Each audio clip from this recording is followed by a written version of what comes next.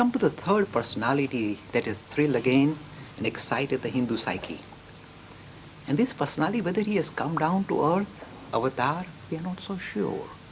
When you look at some of the personalities in the Hindu tradition, they reflect this personality. For example, the one that I find very much reflecting this third personality, the third personality is Shiva. And I say, has Shiva ever taken birth on earth? When you do the story of Ramayana, you say Hanuman was actually, if you like, an incarnation of Shiva, helping out Ram. Ram gets into difficulties, so of course Shiva has to come and sort him out. And then you see, when I look at Swami Vivekananda, I look at this personality sitting in meditation, I say, that is a piece of Shiva that fell down to earth. You see? So you can say Shiva perhaps did not take birth, but when I look at some of these personalities, everything that can be attributed to Shiva can be attributed to such personalities. So what are the key features of Shiva? First of all, the name Shiva itself signifies something unique that is necessary. You see, when you want to build relationship with this super personality, say Vishnu, coming down to earth as Ram or Krishna, you need to build up a relationship. And of course, the only way the relationship comes to fruition is if they give their grace to you. They say, okay, I like you, so you can see me now, and I'll pull you towards me. You need grace of God. There's God, and there's God's grace. With Shiva, you get two for the price of one. So you get God and God's grace combined. Shiva means grace. So it is not God, but it's a God and God's grace rolled together. That's the meaning of the word Shiva. And what are the unique features of this Shiva?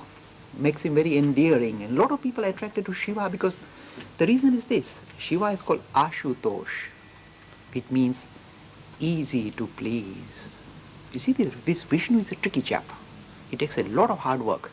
Like poor Dhruv had to spend so many days and months and years meditating, and Vishnu was a tricky chap.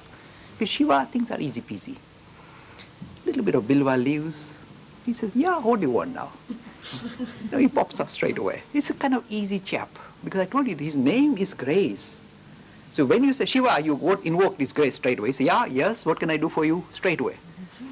Ashutosh. Well, when I say easy to please, what does it mean? The ritualistic aspect that is visible, say in the Vaishnavite tradition, they are elaborate. The worship is very elaborate. You must do this. You must follow through, otherwise Vishnu will get mad at you. Instead of being happy with you, he'll be really annoyed with you. But Shiva makes a mess. He says, my sweet boy, he's making a mess, but he loves me. Off he comes, straight away. He says, go away, Shiva, I didn't ask for you. But you were praying, Easy to please. And the ritualistic aspect is cut to the minimum. Minimum. This is why it's called Ashutosh. Easy to please. Special feature.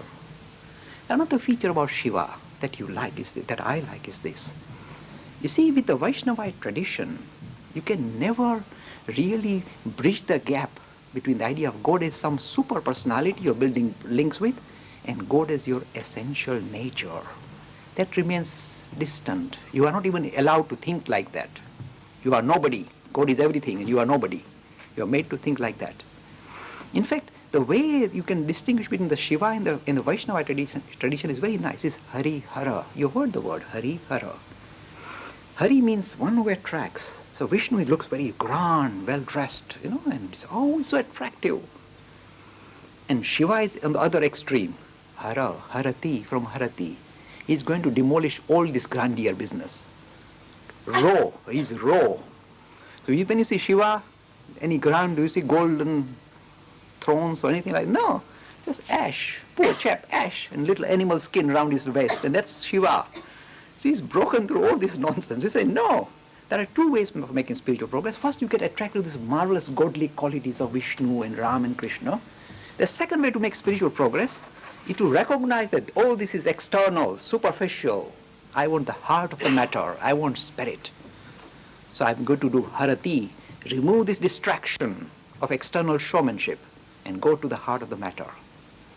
This is the feature of Shiva. That's why it's Hari, Harati. That's the difference between Hari and Hara. You see, with Shiva, this unique feature is visible. Not only can you relate to God as some super being that you say, oh God, I love you, please show your grace on me. He says, don't you see, I am your essential nature.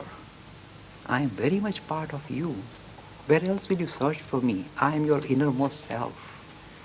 So with the Shiva tradition, you have this unique feature. You can say, you can equate yourself with Shiva. In the Vaishnavite tradition, if you went to any Vishnu temple and started saying you are equal to Vishnu, 4 people will come and do tingatori and throw you out. How dare you, is an arrogant chap. In the Shiva tradition, if you don't do it, they say he has not understood the whole idea of Shiva. And this is the lovely stuff from Adi Shankara. One of the is quoted in the notes. It says, you can say Shivoham, Shivoham. And this is not an arrogant comment.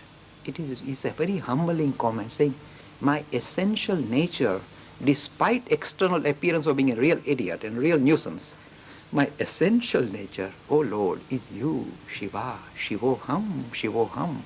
I am thee, my Lord.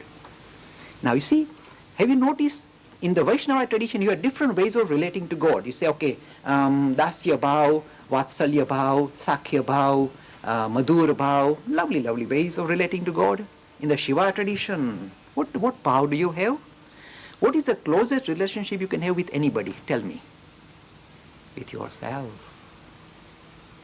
See the power of Shiva tradition. He's saying, don't you see, the closest relationship you have with anything, forget about God, is an external thought, it's just a thought process, with your true self, with your true being. So the idea of the Shiva tradition is build relationship with your true self. So begin to ignore your false or this external self, which is quite a nuisance anyway, and recognize your true being as one with God, as Shiva. It's not an arrogant comment. It is saying, don't you see, the closest you can get to anybody is to yourself. And your real self is Shiva. Shivoham, Shivoham, very visible in the Shiva tradition. There's another lovely feature to the Shiva tradition that you must immediately recognize and give full marks. In the Vaishnava tradition, the idea of female is still secondary, even though they say, no, that's the power of God and all that. It's still secondary, because when you see Vishnu, lying, on the bed of serpent, and who's massaging his feet day and night, poor Lakshmiji. You can give her grandeur, say, Lakshmiji means, but why is she massaging all the time? It's not fair. With the Shiva tradition, equal emphasis paid to both the genders. And you see this marvelous idea of Ardhanarishwar. First time, the idea that God and God's power are strongly linked. You cannot separate them. Given dignity, equally, bringing the idea of equality, making it very visible. Ardhanarishwara, the idea that God can be thought of as female too. So this idea, again, not in the Vaishnava tradition, in the Shiva tradition. So I'm just scoring points for the Shiva tradition, of course. But then when I talk of Vishnu, I love them as well.